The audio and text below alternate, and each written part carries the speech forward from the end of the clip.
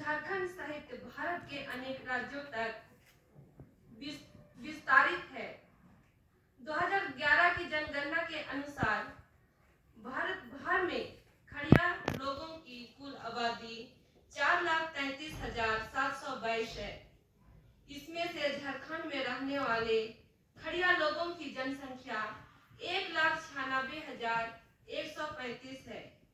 इनके अलावा ओडिशा, छत्तीसगढ़, बिहार, मध्य प्रदेश, त्रिपुरा, असम, पश्चिम बंगाल, अंडमान, दिल्ली, महाराष्ट्र और दक्षिण के राज्यों सहित पड़ोसी देशों नेपाल, बांग्लादेश और पाकिस्तान में भी खड़िया आदिवासियों की उल्लेखनीय आबादी है।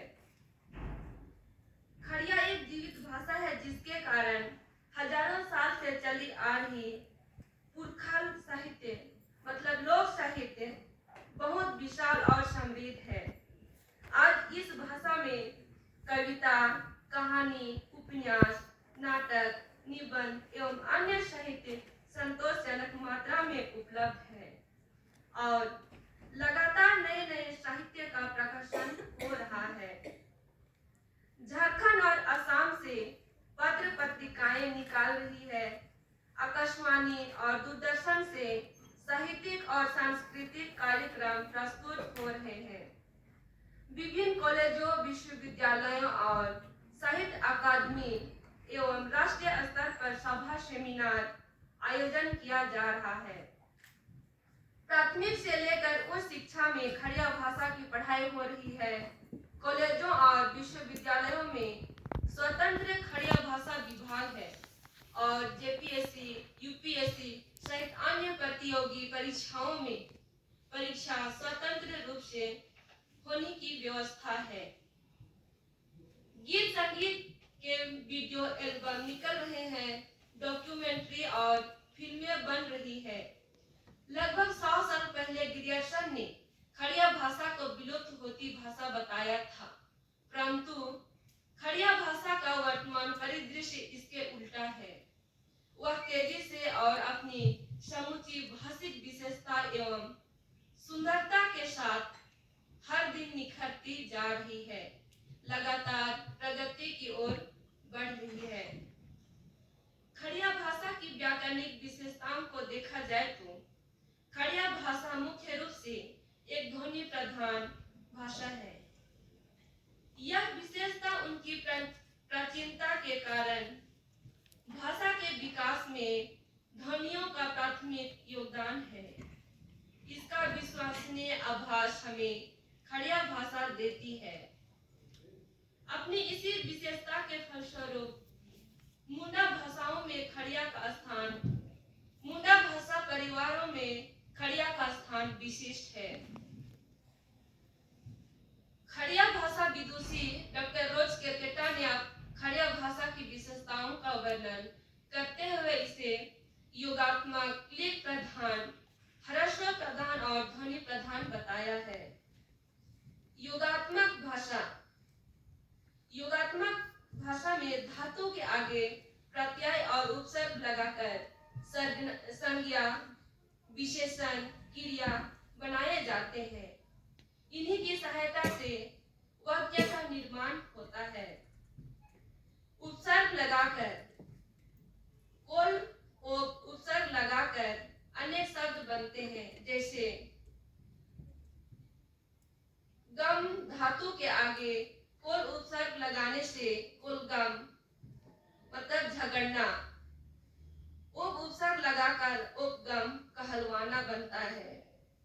गम के आगे सर्वनाम के अनुसार क्रिया का रूप लगाया जाएगा, जैसे कोल जोड़ गम प्लस कोल जोड़ गम जोड़ता जोड़ किया बराबर कोल गमता किया, दोनों आपस में झगड़ते हैं। मध्य प्रत्यय में डॉक्टर रोज केरकेटा ने डे मतलब चढ़ना में ना प्रत्यय बीच में जोड़कर देने मेसोन का मेनसोन शब्द बना है।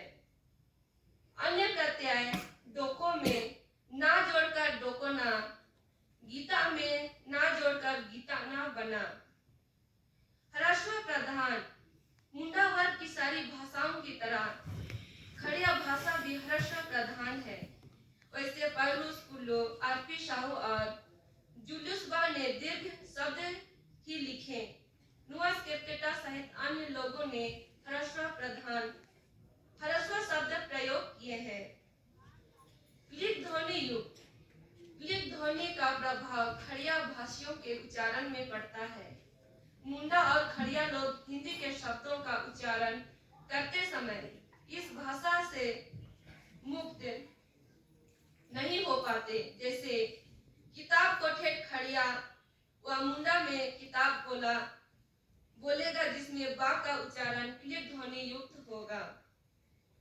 ध्वनि प्रधान शब्दों के अंतिम व्यंजनों और स्वरों के पश्चात श्रुति का अभाव है, अर्थात पदंत में व्यंजनों और स्वरों का उच्चारण त्रुटिहीन और रुक जाने वाला होता है। उच्चारण श्रुतिहीन और रुक जाने वाला होता है। स्वर्णलता प्रसाद का कहना है कि खड़िया भाषा की प्रमुख विशेषताओं का विश्लेषण करने पर यह परिलक्षित होता है कि अन्य मुंडा शाखा की भाषाओं की तरह खड़िया में भी 3 वचन होता है, एक वचन, द्विवचन और बहुवचन।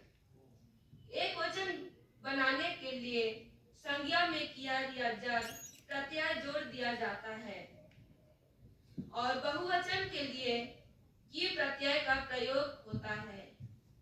कारक के लिए 4 चिन्हों का प्रयोग होता है, कर्म, संपादन एवं अधिकरण के लिए ते, अपदन के लिए ताय और समन कारक के लिए आ का प्रयोग होता है।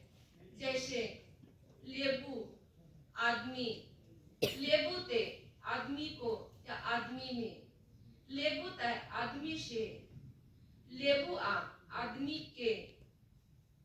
काल मुख्य 3 प्रकार का होता है, वर्तमान, भूत एवं भविष्य। सकर्मक क्रिया का प्रभाव काल के रूप